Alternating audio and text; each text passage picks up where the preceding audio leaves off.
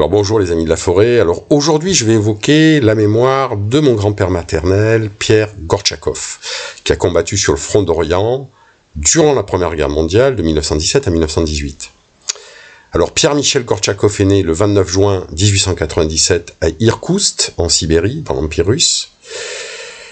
Il va vivre à Sretinsk, cité de Transbaïkalie, à l'est d'Irkoutsk et du lac Baïkal, où passe la rivière Tchilka, un affluent du fleuve Amour, qui en fait est la frontière entre la Russie et la Chine. Donc il vivait très très loin de la Russie européenne. Le 20 mai 1916, il est mobilisé dans l'armée du Tsar, dans la division d'artillerie sibérienne, et le 16 juillet 1917, il va embarquer sur le croiseur français Lorraine avec son unité à Arkhangelsk pour débarquer en France, à Brest. De là, il va prendre le train jusqu'à Toulon, via Orange et Marseille, et à Toulon, port militaire, il va embarquer sur le paquebot Constantin vers la Tunisie, et plus particulièrement le port militaire de Bizerte, puis après vers Salonique, en Grèce. Et dans son journal personnel, Pierre va évoquer ce périple interminable, en notamment avec la menace des sous-marins allemands, puisqu'en Méditerranée, il y avait aussi une guerre sous-marine que les Allemands avaient lancée, et notamment il y avait un paquebot, le Provence, qui avait été coulé en Méditerranée par un sous-marin allemand. Alors ce front d'Orient est assez mal connu, il a été évoqué par l'historien français Pierre Miquel, il impliquait l'armée serbe, qui était l'allié des Franco-Anglais et des Italiens, et cette armée serbe se battait dans les Balkans contre l'Autriche-Hongrie, les Bulgares et les Ottomans.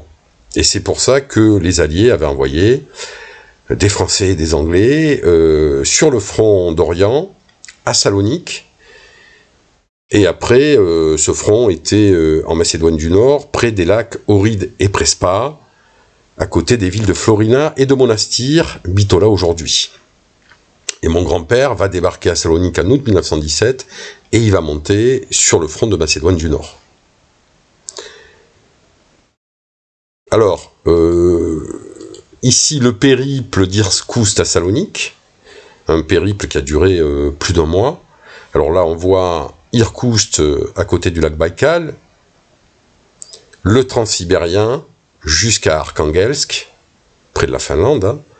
Et puis après le bateau Lorraine qui amène les unités de cette division sibérienne d'artillerie jusqu'à Brest, de Brest jusqu'à Toulon en train, et puis après le dernier parcours en bateau, sur le bateau Constantin, jusqu'à Bizerte en Tunisie, pour finir à Salonique en Grèce. Parcours vraiment impressionnant. Je rappelle que les Russes avaient envoyé 2 brigades sur le front d'Orient et 2 brigades en France. Le front en Macédoine du Nord, donc de Thessalonique, Salonique en français, jusqu'en Macédoine du Nord, près des lacs Ohrid et Prespa, avec les villes de Florina et de Bitola, anciennement Monastir.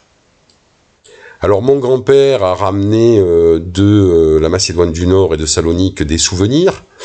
Il y a 2 cartes postales que je trouve assez belles, celle d'un chasseur macédonien avec une belle barbe et des habits pittoresques, et puis cette curieuse femme à la hache, qui avait dû impressionner mon grand-père.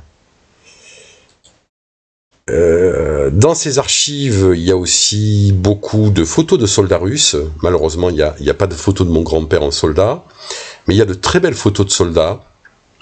Ça devait être des soldats qui faisaient partie de son unité.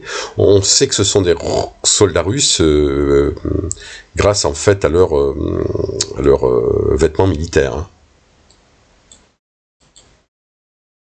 Alors, d'août 1917, mon grand-père est monté sur le front de Macédoine du Nord, mais il faut savoir qu'en octobre 1917, en Russie, il y a la révolution bolchevique, Lénine et ses partisans prennent le pouvoir.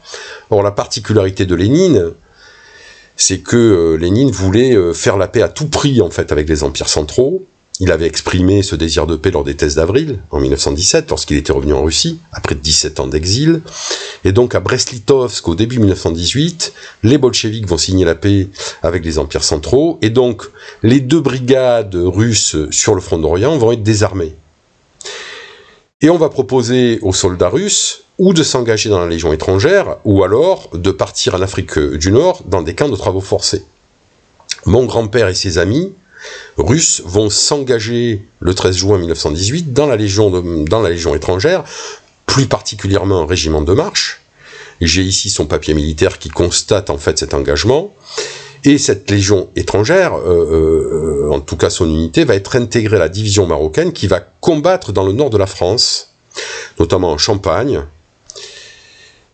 jusqu'au 11 novembre 1918 et la date de l'armistice qu'on a fêté il y a 2 jours. Pour la petite histoire, lors de l'armistice, mon grand-père était en permission à Nice, où il assistait à une messe dans la très belle cathédrale orthodoxe de Nice, que je vous conseille de visiter. Ça, c'est pour la petite histoire. Après être rentré en Allemagne et avoir gardé des prisonniers allemands, ce qui ne lui plaisait pas trop, il est démobilisé le 23 février 1919 et il va choisir de partir sur Marseille avec des amis russes. Alors pourquoi Marseille? Tout simplement parce que tous ces Russes voulaient retourner en Russie, et que à Marseille, il y avait une ligne maritime entre Marseille et Istanbul, en Turquie, et d'Istanbul, il était facile, en fait, de rejoindre la Crimée via la mer Noire. C'est pour ça, en fait, que mon grand-père, avec ses amis Paul Gryaznov, Jean Siniski et Basil Koutchenkov, ont atterri à Marseille.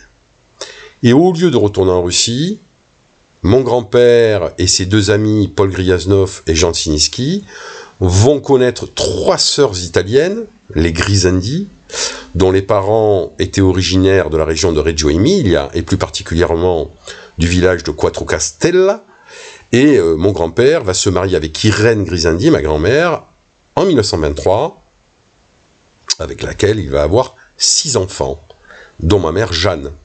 Malheureusement, mon grand-père va décéder le 6 janvier 1942, mais ça sera l'occasion d'une autre vidéo.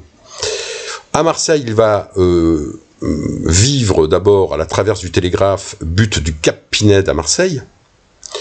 Il va travailler d'ailleurs à la centrale thermique du Cap Pinède, jusqu'à sa mort, où il sera charbonnier puis chauffeur.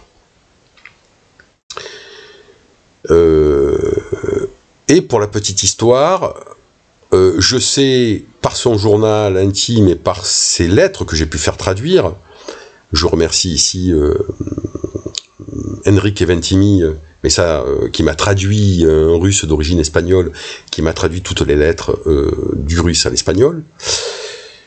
Il avait une fiancée en Russie, une certaine Alexandra, je le sais puisque après la guerre, elle lui a écrit des lettres en russe, que la guerre les a séparés, que mon grand-père n'est plus retourné en Russie, et que sa promise russe s'est mariée avec un prisonnier autrichien qui était interné en Sibérie, qu'elle est partie en Autriche par un bateau qui partait de Vladivostok, qui a rejoint l'Allemagne, et puis après elle a rejoint Vienne, où elle habitait avec son mari, avec lequel elle a eu un enfant, et cette Alexandra, pendant des années, a écrit à mon grand-père qui était à Marseille. D'ailleurs, l'adresse que vous voyez au Cap Pinède, c'est une adresse en fait qui est écrite par cette Alexandra, qui va pendant très longtemps, jusqu'à la fin des années 20, écrire à mon grand-père pour lui dire que sa vie en Autriche ne lui plaisait pas et qu'elle regrettait le temps béni lorsqu'ils étaient en Russie, à Sretinsk. Voilà pour la petite histoire.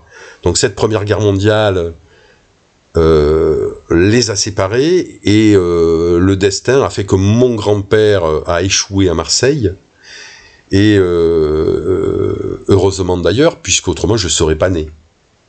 Hein? Donc quelque part, je suis aussi un peu l'enfant de cette Première Guerre mondiale. Voilà, je vous remercie, à bientôt.